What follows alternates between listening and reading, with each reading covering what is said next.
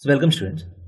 In this question, you're given that f of x is equal to alpha log mod x plus beta x square plus x.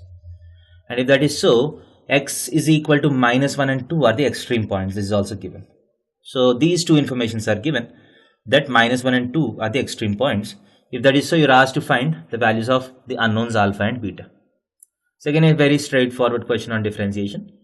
Because minus 1 and 2 are the critical points, the differentiation value at minus 1 and 2 has to be equal to 0. So let us find f dash of x. So f dash of x is equal to alpha times log x, log of mod x. So the differentiation is 1 by mod x into mod x differentiation is mod x by x.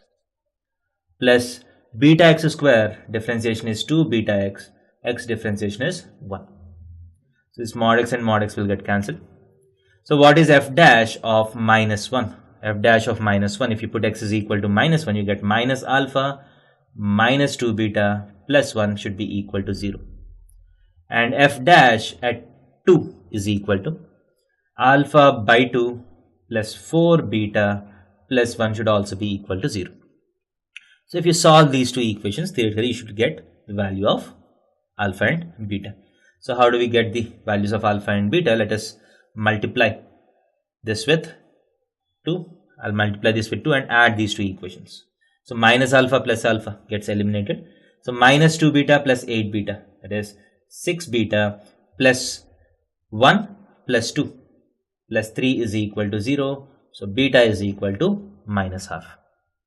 So beta is equal to minus half. So minus 2 beta will be equal to 1.